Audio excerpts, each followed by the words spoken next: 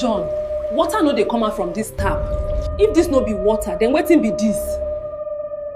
In this town, people don't talk about the White House on the hill. It's not just a house. It's a trap.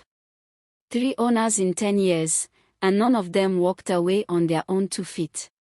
People say the mansion feeds on the living to satisfy the dead. Welcome to Ancestral Echo by P Brand. Please subscribe and give a thumbs up, it means the world to us. Then John and Joyce arrived. Fresh off the plane, full of confidence, carrying that "I just got back" energy. They saw the house listed at half the normal rent and thought they had found a miracle. A luxury home at a ridiculous price. It felt like winning. Which one be ghosts? Ghost no dey catch person wey get only ghost and PhD. They had no idea they were stepping into something else entirely.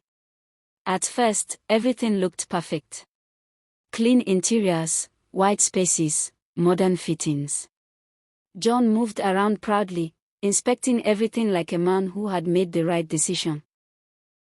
Joyce was already planning content, setting up her ring light, imagining the luxury house tour video she would post.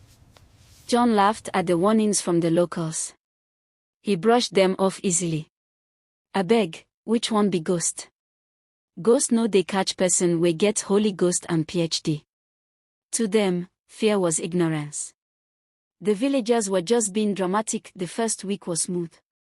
Cold air conditioning, soft music, peaceful nights. It felt like they had beaten the system. Like they had outsmarted everyone. But there's a saying, a man who hasn't reached his destination shouldn't mock the one walking with a limp. By the 7th day, things began to shift. It started quietly. The house felt alive.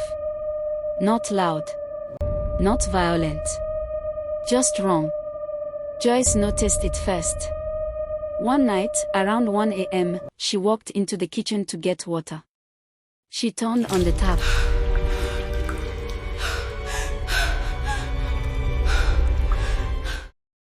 What came out wasn't water. It was thick, dark, almost black. And the smell, it was the kind of smell that clings to death. Like soil from a freshly opened grave. She froze. She didn't scream. She just stood there, staring, trying to convince herself she was imagining things. But deep down, she knew. Something wasn't right.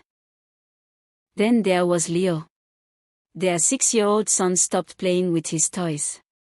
No cartoons. No noise. He would sit quietly by the basement door, whispering like someone was answering him. At first, Joyce thought it was just a child's imagination.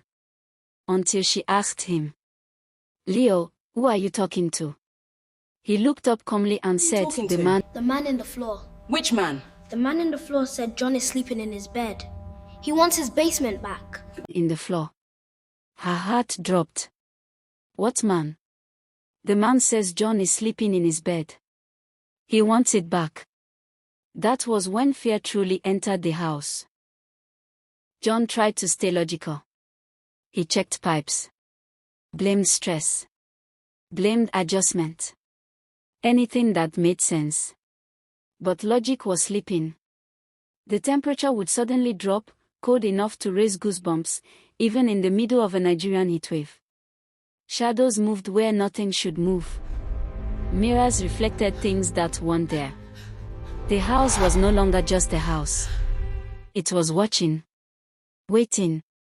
Finally, desperation broke John's pride.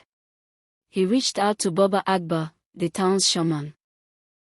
When Baba arrived, he didn't even step inside. He stood at the gate, staring at the building for a long moment. Then he shook his head slowly. What you people entered is not ordinary. John tried to explain, tried to sound composed, but Baba raised his hand to stop him. This house was built on something stolen. Silence fell. The original owner cheated his own brother. Took everything. Built this mansion with it. The brother died with nothing. hunger, pain, and a curse. Baba looked straight at John. This place is not haunted by a monster. It is haunted by injustice. That hit harder than anything else. Because suddenly, everything made sense. This wasn't random. It was odd. Baba didn't perform any rituals. He didn't burn anything. He didn't chant. He gave them a simple instruction. Find the bloodline of the man who was cheated. Return what was taken. That was it. John and Joyce didn't argue. They didn't delay. They left the house and started searching. It wasn't easy. It took time, questions, and digging into stories people had tried to forget. But eventually, they found them. The descendants. Living quietly in a small village, far removed from the wealth that had been stolen from their family. John didn't try to explain too much. He simply paid. Not just what was taken, but more. Enough to restore dignity. Enough to right what had been wrong. The moment it was done, something shifted. When they returned to the mansion, the air felt different. Lighter. Still. Calm. No shadows. No whispers. No presence. Just silence. The kind of silence that brings peace, not fear. They didn't run away from the house. They stayed. But everything about them changed. They lived there with respect. With awareness. With understanding. Because they had learned something most people ignore.